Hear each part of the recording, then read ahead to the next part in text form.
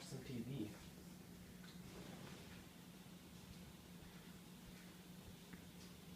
There's nothing good on.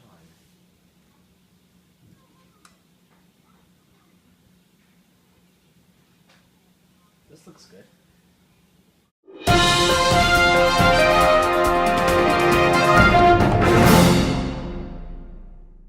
Welcome to this outdoor edition of LP24. We will talk about our first topic of the day, the bubonic plague. So, the bubonic plague went away in the 1600s. That was the last epidemic, but will it come back? I will talk about that. The last major plague epidemic in London was in 1600s, but it may be coming back. Rat fleas that were infected back in the 1600s have been spotted in the London sewage system, and they may be back to infect us. We don't know how it will be spread, possibly a bacteria or a poison. A lot of doctors cannot go around diagnosing everyone in the population, so you must diagnose yourself. One of the symptoms is little swollen bumps on the armpit, neck, and groin. Another symptom is chills and a fever. You may also have stomach pains, nausea, and diarrhea. Another symptom that some people have been experiencing is headaches and fatigue. I would like to advise you to remain humane and smart. As you know, the first time the plague epidemic hit, we lost 40% of our population, then 25%, and then only 15%. This time, if we play it smart, we might only lose 5% of our population. Help out other people and get to the countryside. News. This is just in. A time capsule has been found in Stratford, and I have my lead reporter, Justin Gill, on the case. Now to you, Justin.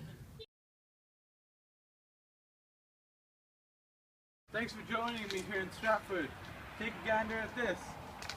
I have just uncovered this time capsule. It has a queen on it. Seems like Queen Elizabeth I. Now I'm gonna gently try to open this.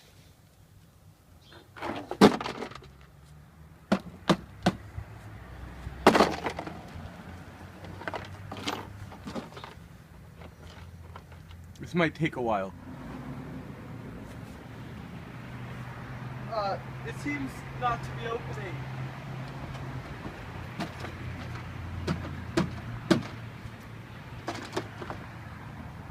Oh yes, you! Can you help me here? Yeah, you!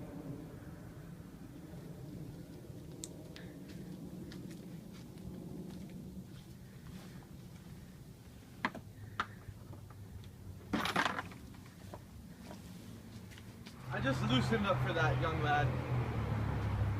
There seems to be a note in here. Let me read it.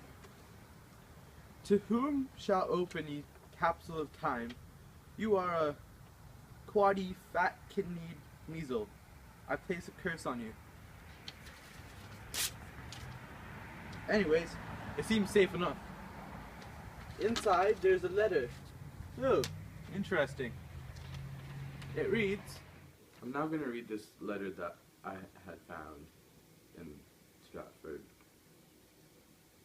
Dear beloved Anne, the lights, sounds, and smells of the city overwhelm me. I've just got into the playhouses, and as I shoved myself down the narrow paths through the bustling markets, I couldn't stop admiring the sights and events. It seems like they're talking about London, perhaps in an earlier time. Maybe in the Elizabethan era, hence the picture of the Queen on it. The River Thames is just breathtaking, with buildings sprouting from all directions around the reservoir. As I walked into the Burbages Theatre, I was greeted with some of the most fantastic actors I've ever met. It was a pleasure. I cannot wait to showcase my plays here, especially Henry V.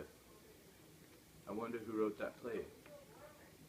Anne, you mustn't tell a soul about Henry V, as I'm still writing it.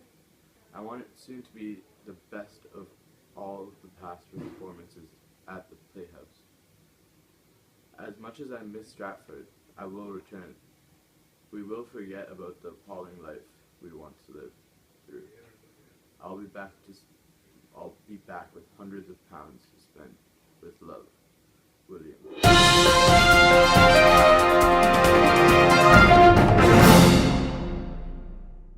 are they gonna fire that idiot? We're Hey. back. Oh. So, next is Zorgan Nasir on sports in the Elizabethan era. Thanks, Aman. In that time capsule, we also found a sports article, and let me read you. It says, 7 dead and several injured in a game of football. The game concluded with a tie. On the opposite end, the Queen enjoyed a bit of hunting. Much of the upper-class society of England was involved, and many members showed their splendid horses, weaponry, and hunting skills. Some of these people also brought their expensive birds and showed how hunting is really done. Upcoming events. Games of hurling and football will be held between the lower class societies. The winner will earn bragging rights and claim superiority. Most importantly, the Queen has requested that all villages practice their archery and other warlike skills. Back to you, Aman. Back to you, Aman. Back to you. Back to you, Aman.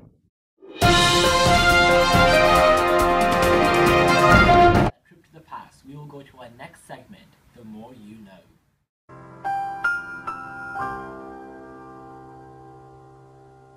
You know, William Shakespeare was born into a very poor family with 7 siblings. He grew up as a tailor, but then changed his way of life and became a playwright, and he died at the age of 52 as a rich man. Now, to our last segment of the day. Will Miley Cyrus ever stop twerking?